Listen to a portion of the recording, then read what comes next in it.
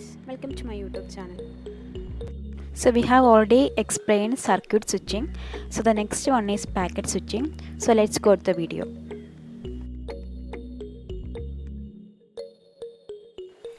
So the second one is packet switching, that is datagram networks. So in data communication we need to send messages from one end to end system to another. So we need to send messages from one end system to another. If the message is going to pass through a packet switched network, it needs to be divided into packets of fixed or variable size. So if the message is passed through a packet switched network, it needs to be divided into packets of fixed or variable size. The size of the packet is determined by the network and governing protocol. The size of the packet, when you are sending a message, these need to be packetized in a variable or same size. So these must be defined by the governing protocol or the network. In packet switching there is no resource allocation for a packet. So in circuit switching we have seen there it needs a resource allocation, but in packet switching there is no need of resource allocation for a packet. This means that there is no reserved bandwidth on the link. That means there is FTM and TDM, so the bandwidth or time slots need to be reserved. But in here there is no reserved bandwidth on the links, and there is no scheduled processing time for each packet.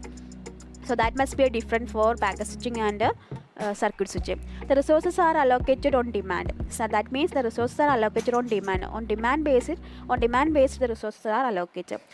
The allocation is done on a first come and first served basis.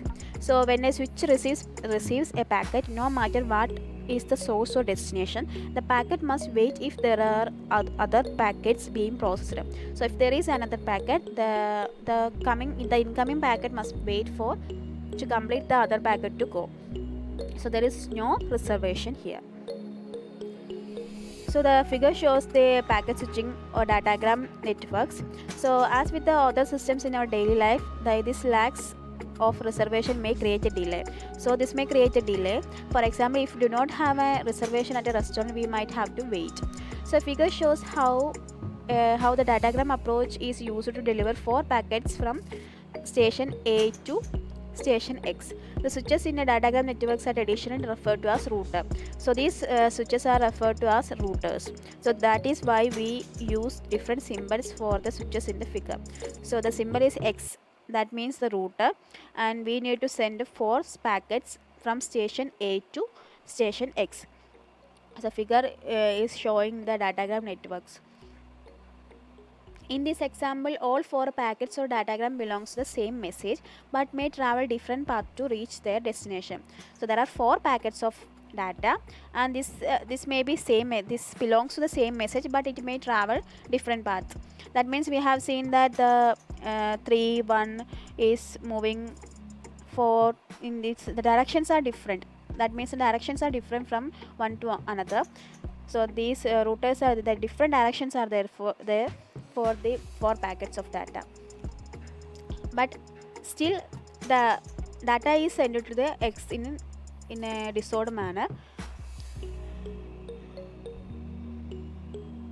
So this is so because the links may be involved in carrying packets from other sources and do not have the necessary bandwidth available to carry all the packets from A to X.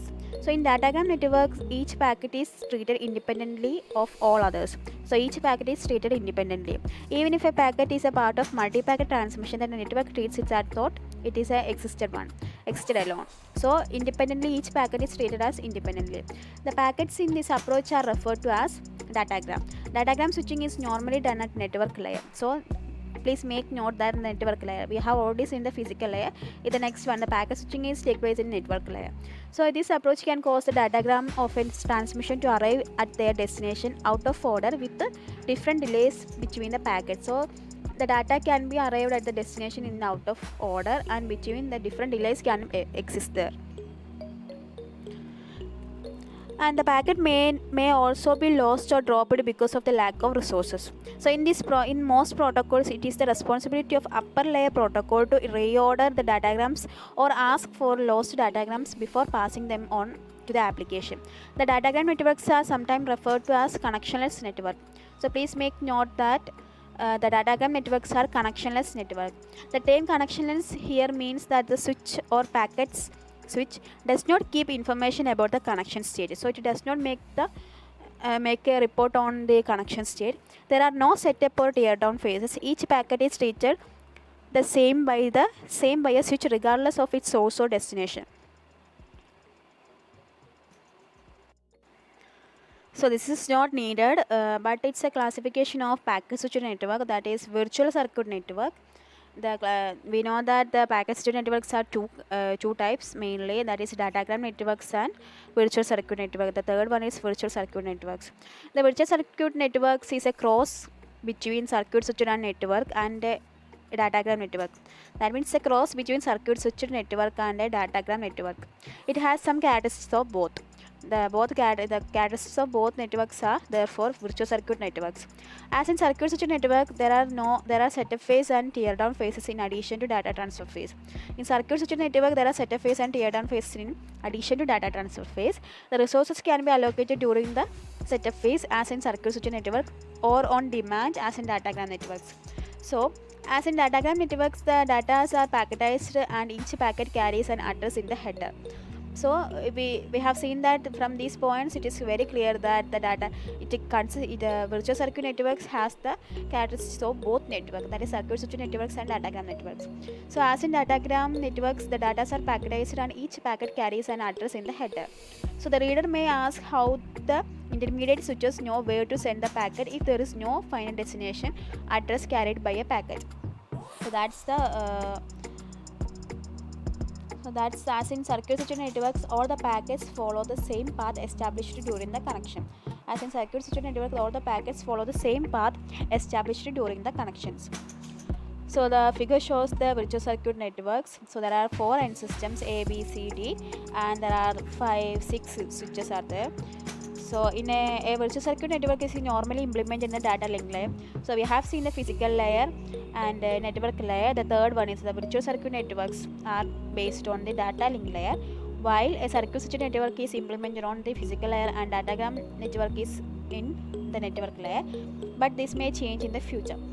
So figure is an example of virtual circuit network. The network has switches that allow traffic from sources to destination, and a source or destination can be a computer, packet switch, bridge, or any other device that connect other networks. So that's all about the today's class, and we have seen the mainly two types of switches, packet switching and circuit switching, and also we have seen the classification of packet switching, that is datagram networks and virtual circuit networks. So see you in the next section, and thank you. If you like this video, please subscribe my channel.